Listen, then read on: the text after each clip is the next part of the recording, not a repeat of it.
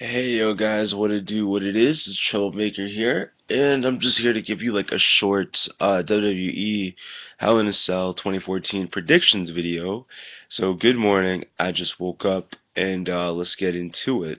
I'm basically just going through the matches as they have them on the WWE website.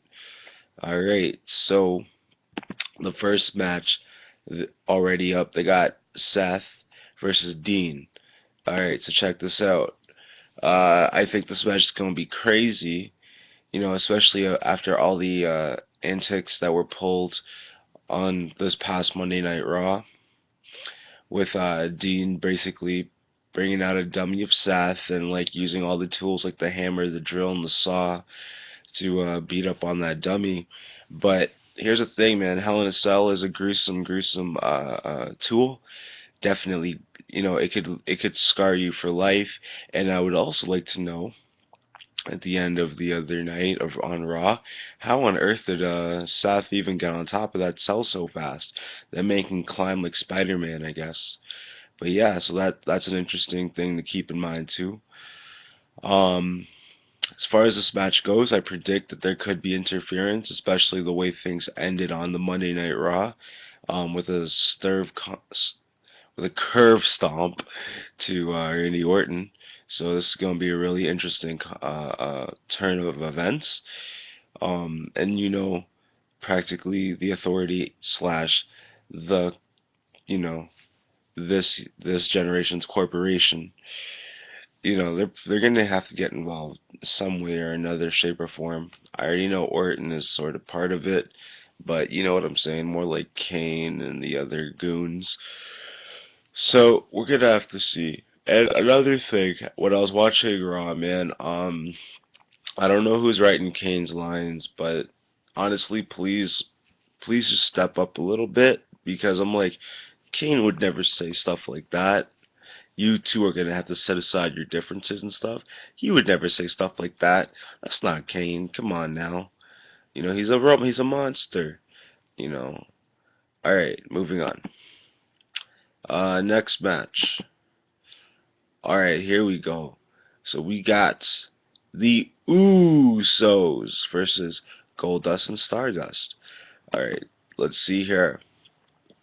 I honestly want Golden Stardust to remain in the tag team championship scenery. I think the Usos are insane competition. Um, I think over the past few weeks, like in different type of scenario matches, the Usos are picking up the victory. So the Dust Brothers, they have their work cut out for them. If they pull up if they win the match, I think it would be a major upset. However, it would be really cool if the Usos win the titles back, and then there goes to be a crazy 5-on-5 at Survivor Series, and then an insane ladder match for the belts at TLC. I think that should be a good, leading up to sort of thing. That would be cool.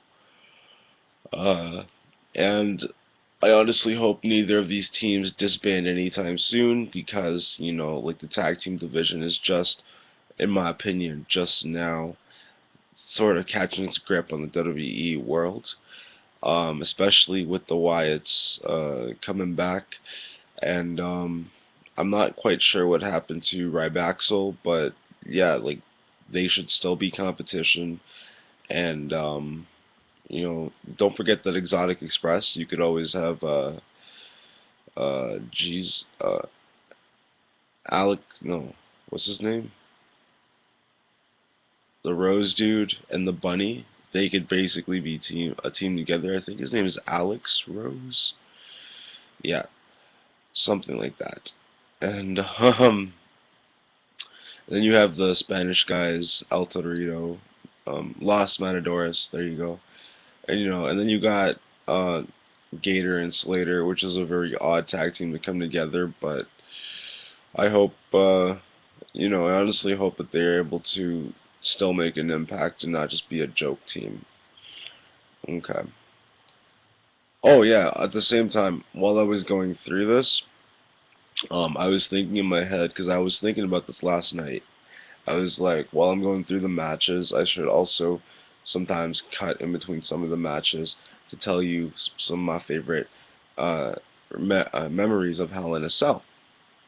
So one particular memory that definitely stands out to me when I first got into this whole wrestling um, world back in like 2001, late 2000 maybe, but 2001 for sure, is the fact that the 6-man Hell in a Cell match came about at Armageddon. And you know, like, I was young then, right? So I was so into it, like the storyline, the scenery, just like everything. I thought it was all crazy real. And you know, like, to a standpoint, it's the most insane thing, like, when you're young, and like the story can be like fed to you like doggy treats, man. It's just, you know, or your favorite snack.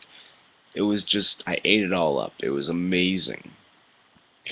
So, you know, this one of the saddest things is I never got to fully see that Hell in a Cell match, but just the way it was come together with like Mick Foley and putting like these top superstars in this match, and then Vince and everyone is like, no, no, we cannot have this happen to our top superstars. I will not let it. Da da da da. You know, it was definitely something well thought out and put together. You know, I didn't see this much panic and chaos when the Elimination Chamber was introduced, but yes. Um, Eventually, I believe I saw that match, if not the whole match, then majority of it. But yeah, so the 6-man Hell in a Cell, definitely one of the most memorable moments for Hell in a Cell history, and just the match itself, not the pay-per-view itself, but the match itself, in my opinion. All right, and that was Armageddon 2001, I believe. Because the very next year they had Vengeance as the closer pay-per-view, and I'm like, oh, is it because, you know, the Hell in a Cell to Armageddon last year was just way too devastating that they had to switch up the names and stuff? That's literally what I thought. But yeah, okay. All right, next match. Oh, here we go. Dolph Ziggler versus Cesaro. Alright, so I'm not sure where this is gonna go. I feel bad because Dolph's been on a losing streak for a little while. But mind you guys, I missed SmackDown and main event, so if anything different, if Dolph won some matches, I don't know. But pretty much these are really two high competitors, man. Like, I can see both these guys being world champion one day. That's another thing. I think that they should split the brands back up, you know, and like whenever Brock Lesnar finally loses that title, I think that it should be in such a way that Raw and SmackDown will have to become separate entities again, and pretty much like, you know, one month will be a Raw pay-per-view, next month will be a SmackDown pay-per-view, the third month will be a joint pay-per-view, so on and so forth. Um, okay, but that's leading off topic here. So yes, Cesaro and Dolph Ziggler, uh, extremely talented guys. I think that Dolph, you know, in my case, honestly, like, I think it doesn't matter who wins. I think we're gonna have one hell of a match. Keep us in our seats. Keep us entertained. Remember, this is the next generation of superstars, and you know, they still have yet to reach that mountain peak and stay there for a good amount of time. I know Dolph did before. I believe he did before. I'm not gonna totally 100% say, but I'm pretty sure he won one of the major titles once before. And Cesaro, man, he's been doing his thing. He's got that old school style of wrestling, but he really, really needs to get into that championship picture scene because, you know, he went face to face with the man who runs the place.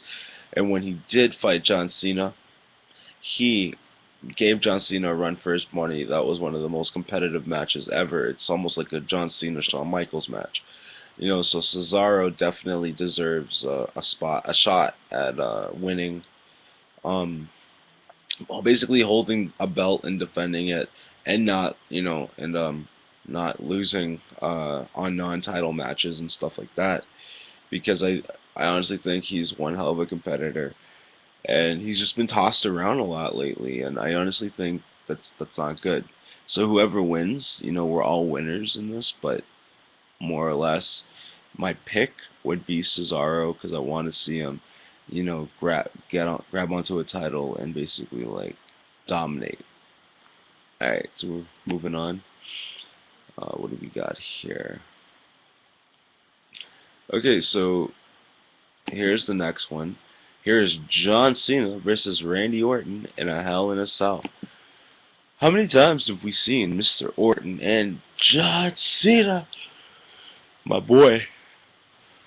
Golly Wally. I think, okay, here's a couple things. If I was able to see this match, I would look super forward to this match because these superstars are the top dogs right now, and they have achieved so much that, there's nothing really left to do except put your bodies more on the line, take more risks, entertain, have fun with the industry, with the business, because practically you guys have both been to the mountaintop. You know what it feels like to have a major title and hold on to it for a good period of time. Um, the WWE has been cursed with some major injuries now as of late. Roman Reigns and Daniel Bryan.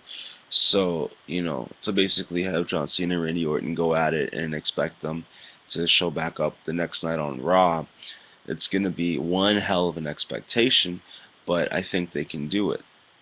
Because practically in this business, it's a risk to have your big name superstars practically all get injured at once because they're like, when you talk about WWE and you name like your top 5 superstars, Orton and Cena are definitely going to be in there, or maybe top 10 depending on what generation and era you grew up in.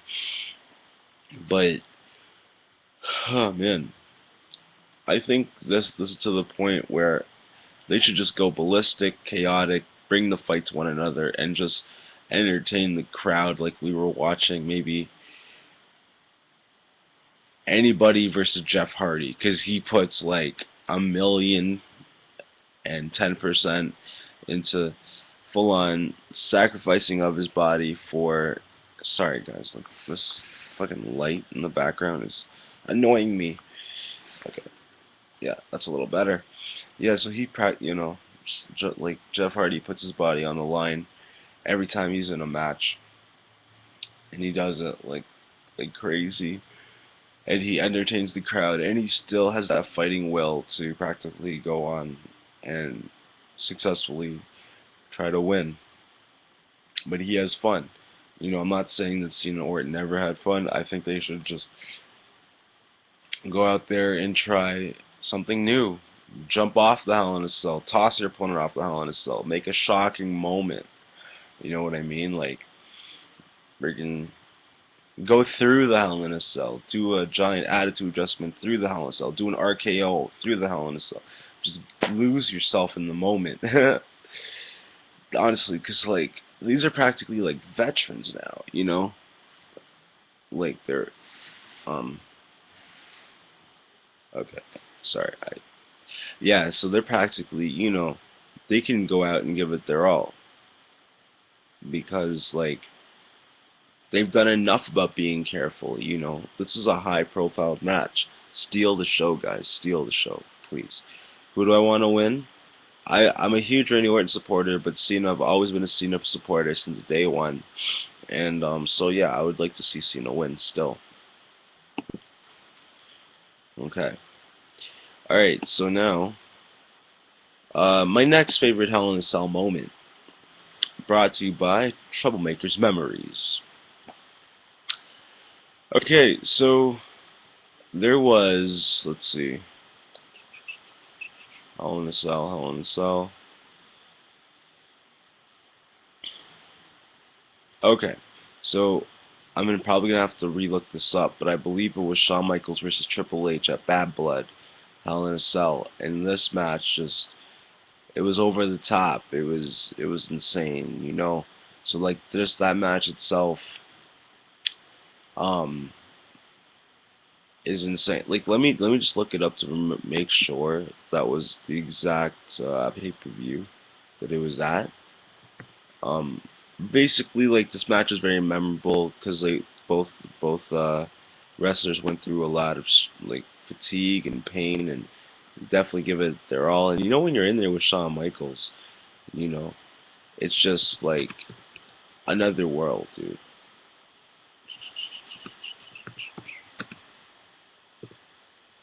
Yeah, I'm pretty sure it was Bad Blood 2004. Hell in a Cell. Yeah, it was. Okay. Sorry. Going a little off topic. Practically, like, that match, it was just so gruesome. Like, it was insane. It was bloody. It was sick. It was twisted. It was good. Definitely something you would, go back and watch.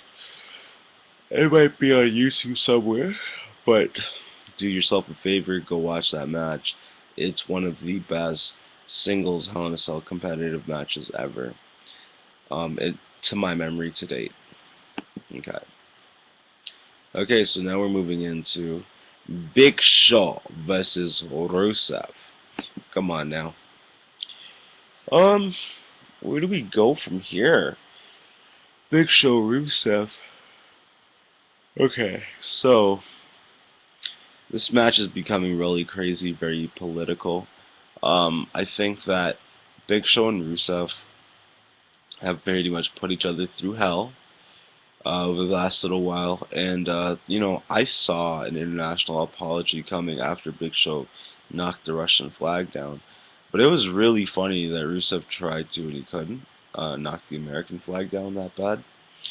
Um, Listen, as much as I love Big Show and the patronism of and stuff like this, I think Rusev is probably going to win this match.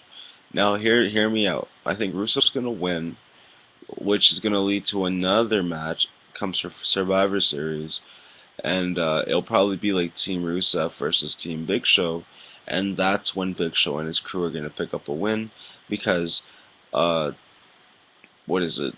Survivor Series, they always try to book it for around the Thanksgiving weekend in the States. So it's always going to be an American Thanksgiving tradition, and I think that's the most appropriate time for Big Show and his crew to pick up a victory against the, you know, super athletes Rusev. Yeah, so that's how I see things going. I want Big Show to win this match, but I'm pretty sure Rusev's going to. Okay. And mind you, like, Big Show's also a veteran, so this match, you know, he probably will not be scared to take Rusev to the limit here.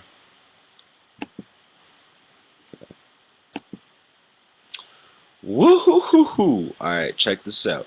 Next match. Oh man, I wish I was watching the pay-per-view right now. You got AJ Lee versus Paige. Oh, dude. Alright. The way I see this going, AJ Lee, Paige. Beautiful ladies. Best, well, ex-best friends. Probably best friends still in each other's hearts. It's a crazy, crazy world. Uh, I don't know, man. You know, this is like, this match, they could be so back and forth. Like, if AJ wins, you know, I'm not surprised. If Paige wins, you know, like, I think I'll be a little more surprised if Paige wins because here's the thing. I never followed Paige through the NXT era that she was in. And when she picked up the victory against AJ, I honestly thought, oh, that's fantastic. You know, we got another Divas champion who's had a huge rep over in NXT, so you know she's probably, you know, gonna dominate. Now the thing is, when I see Paige wrestle, um, seems to me that she doesn't have that much of a moveset in wrestling right now.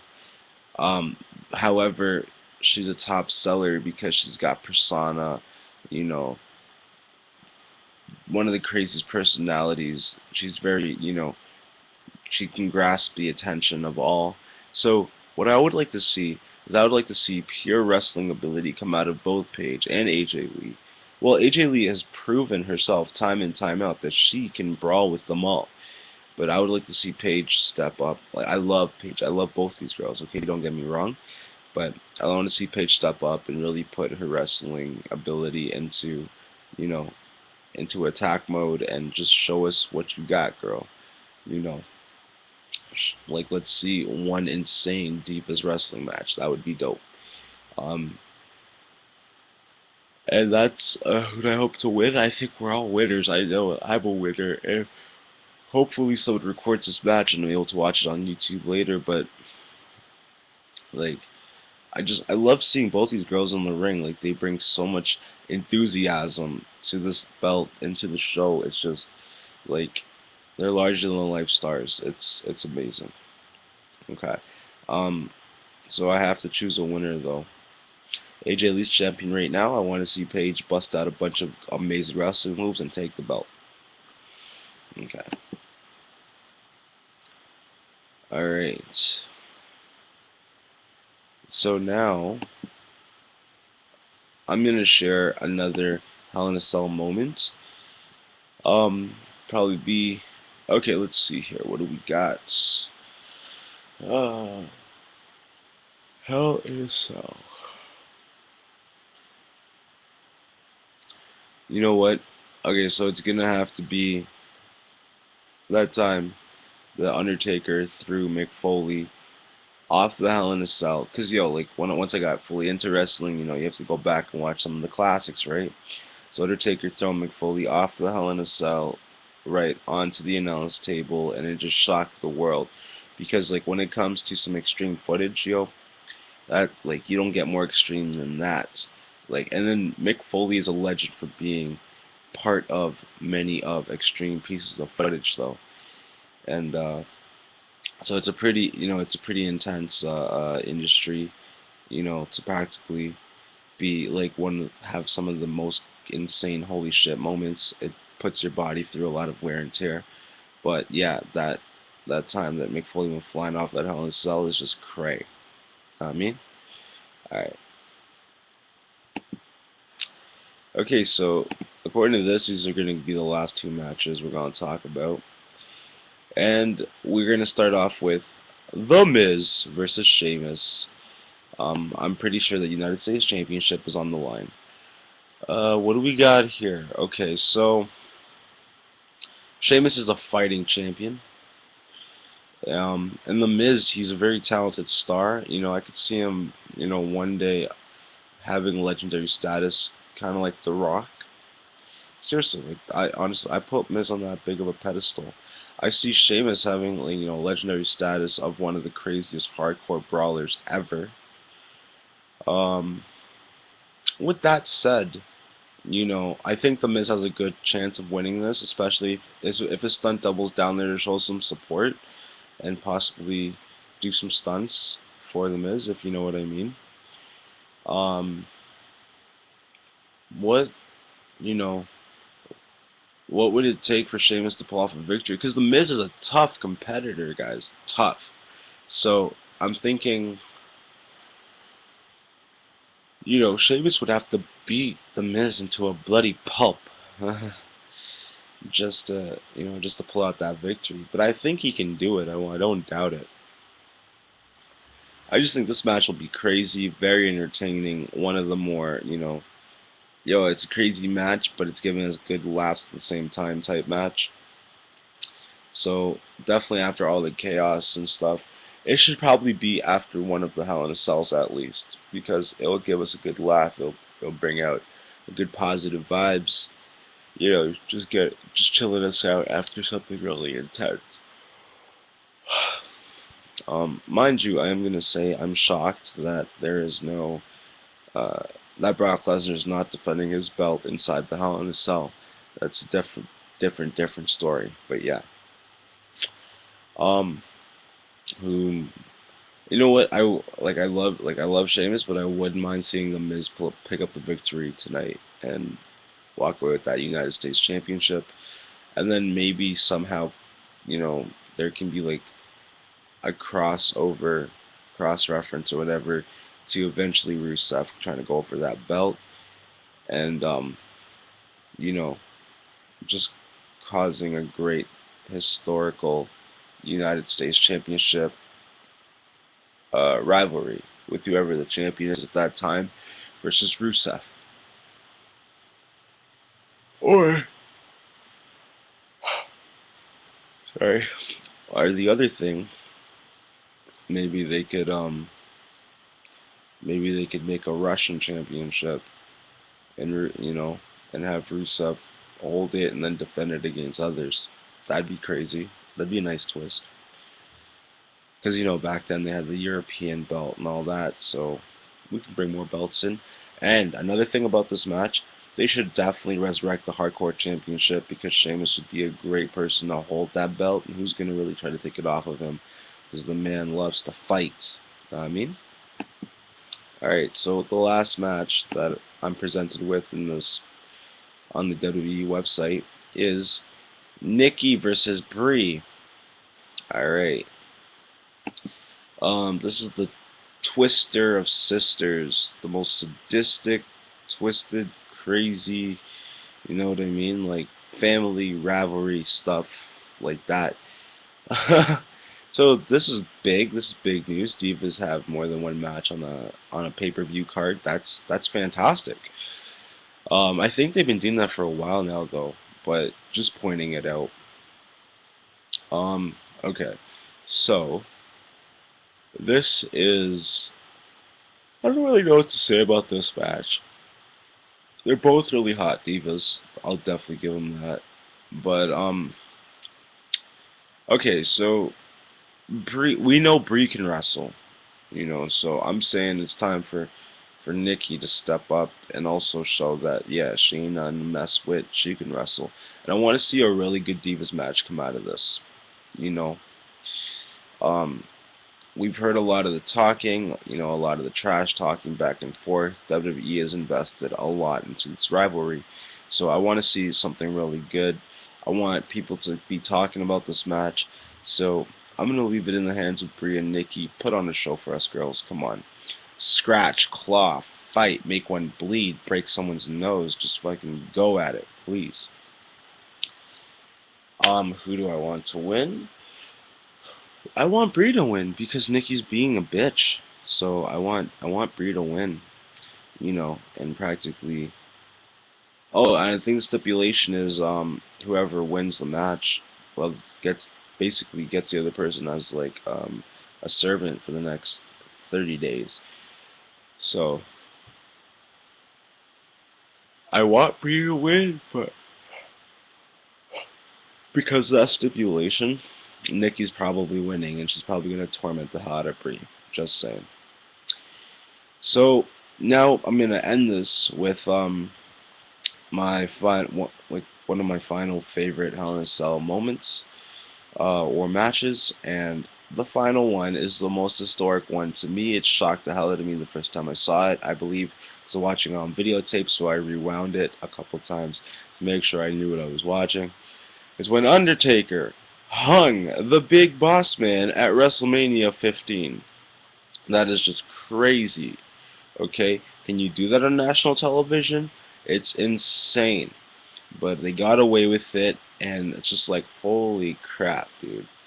That was some serious Ministry of Darkness vs. Corporation statements right there. So yes, that was crazy and cool. Okay, so that's it for me.